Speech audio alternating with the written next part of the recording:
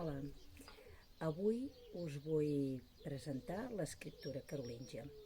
Us posaré un vídeo tutorial per veure com se fa, però evidentment l'escriptura carolíngia l'hauríem de fer amb tinta i amb una plomilla. Clar, són dues coses que potser no tenim a casa. Farem un substitutori de la tinta i de la plomilla, coses que tots tingueu a casa. Ara us ensenyo. La setmana passada ja vau treballar amb cafè. Doncs avui continuarem treballant amb cafè. Agafarem una cullerada de cafè soluble, el posarem a dintre d'un got amb unes gotetes molt poquetes d'aigua que ens quedi bastant espès, ho remenarem fins que es dissolgui i amb aquesta barreja pintarem com si fos la tinta. Per suposar que si teniu tinta, feu servir la tinta, no hi ha cap problema. Això és la proposta per a aquells que no tingueu tinta a casa, que penso que potser és la majoria. I per tots aquells que no teniu una plomilla d'aquestes, que pot ser més gran, més gruixuda, més prima, doncs hi ha altres coses que ens poden servir. Per exemple, tot el que són pinxos, palillos, bastonets de fusta de bambú, per exemple aquest, o un bastonet de menjar japonès, es poden fer servir. Després també podem agafar una petita canya, un tros de canya foradada, i tallar-li amb el ganivet, fer amb el ganivet un tall perquè ens quedi una punta plana, un costat pla. No sé si s'aprecia prou. Això és el que jo puc fer amb una canya. Pot ser més prima o pot ser més gruixuda. Jo puc agafar una canya de riera, seca si en tinc, o si no, si és tendra, verda, i la puc tallar a la part amb un costat, la puc tallar amb el ganivet i fer aquesta forma. Això és una fantàstica plomilla per fer dibuixos grans. És genial. També una altra cosa, en un passeig que he fet aquest matí, he agafat un trosset de tronquet, un tronquet sec i buit per dintre, i l'he tallat a la punta de baix. Sempre hem d'intentar fer com un tall inclinat perquè ens quedi la superfície de baix plana, recta. L'altra possibilitat és agafar una canya de refresc, això també possiblement en tinguem tots a casa, i un dels extrems el xafem amb les ungles, de manera que ens quedi com pla, ens quedi xafat. Val?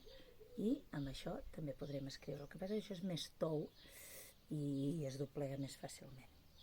Hi ha més opcions. Amb un pinxo prim és tan prim que no ens aniria massa bé. Jo, per exemple, m'he fet un invent amb un tros de plàstic i amb una planxa metàl·lica d'una llauna de refresc. L'he tallat i he fet dues capes de manera que la tinta es pugui enganxar aquí. Però, sincerament, el més simple són els pals xinos, la canya de refresc i qualsevol estri que tinguem que sigui buit, un tub que sigui buit, una canya de refresc d'aquestes rígides, la tallem plana de baix i mentre se'ns aguanti rígida ens servirà per escriure. Dit això, ara us ho ensenyo. Jo ho faré directament amb el cafè. Evidentment hem d'agafar un full en brut primer i provar de fer traços, perquè no hi estem acostumats. Jo sucaré la tinta amb un pal d'aquests i vaig a fer una lletra. La lletra, evidentment amb això, com que no hi ha lloc on es guardi la tinta, hem d'anar sucant cada vegada. Si us fixeu, jo ara estic fent unes lletres que les podeu veure, s'estan pintant amb cafè. La tinta també és irregular, com ens queda, com el cafè. Fixeu-vos, la A, la B, com més poc dissolt estigui el cafè, més marró fosc ens quedarà la tinta. Ara us ensenyaré amb un altre dels estris, la canya.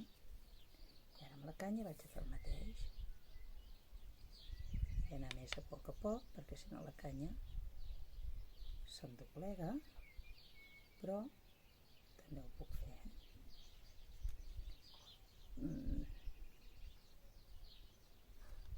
Vale. Un altre, per exemple, el palet xino de menjar. I si vosaltres, provant per casa, trobeu algun invent que us funcioni més bé, compartiu-nos-el, perquè pot ser interessant que aprenguem més. També van bé les plomes. Una ploma d'ocell,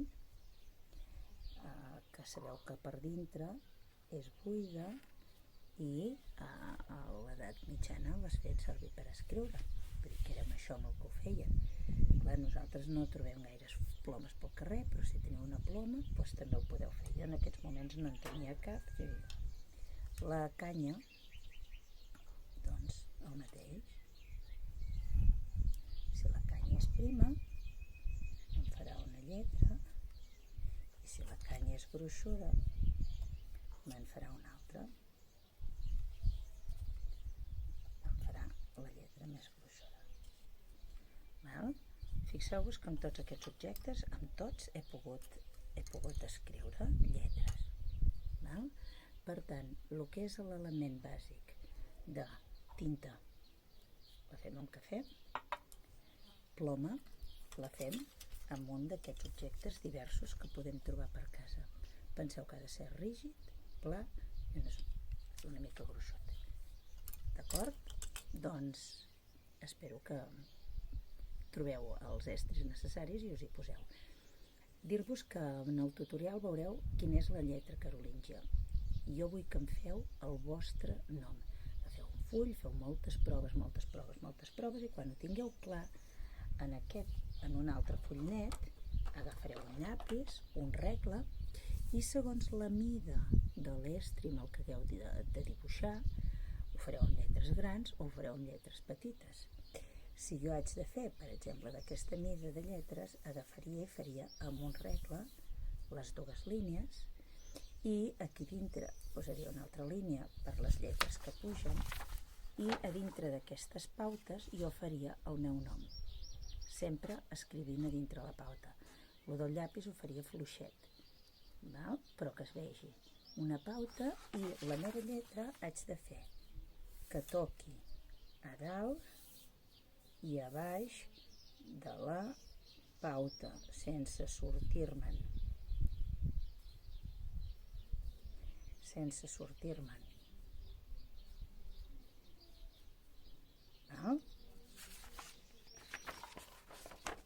Tinc el tope per dalt i la pauta que em marca el gruix de la lletra. Si una lletra és llarga per baix, doncs l'allargo. Això ho feu amb regle de la mesura que cregueu necessària. Si el vostre feu amb lletres grosses, doncs em poseu el full així. Me l'heu d'escriure en majúscules, el vostre nom, totalment en majúscules i totalment en minúscules. Si teniu un nom molt curt, feu el nom i el cognom al vostre criteri. I un en majúscules, un en minúscules, i podeu també, el que en tingui ganes, això ja és optatiu, amb retoladors, després, decorar la primera lletra, fer-li un requadre al voltant de la primera lletra i decorar-la amb dibuixos que us identifiquin segons les vostres coses, les coses que us agradin més. Si el que ens agraden són les plantes, doncs podem fer dibuixets de plantes. Si el que ens agrada és els esports, doncs podem fer coses relacionades amb l'esport. Cadascú que decideixi el que faria en la decoració al voltant de la seva primera lletra del nom, però això a posteriori, després que ja heu dibuixat amb tinta. Bé, doncs us ho deixo així, us poso un tutorial de com fer les lletres i uns models de la lletra perquè vull que em seguiu aquella pauta que us dono i me la feu amb aquella lletra. Si teniu ganes de fer el vostre nom d'altres maneres, això extra, a més. Però ja que estem treballant l'edat mitjana, la lletra carolíngia és la que va unificar l'escriptura a Europa en aquella època i és en la que hi ha els primers escrits fets en català. Bé, és la lletra que jo us proposo i us demano que en feu. D'acord? Que vagi molt bé, gràcies.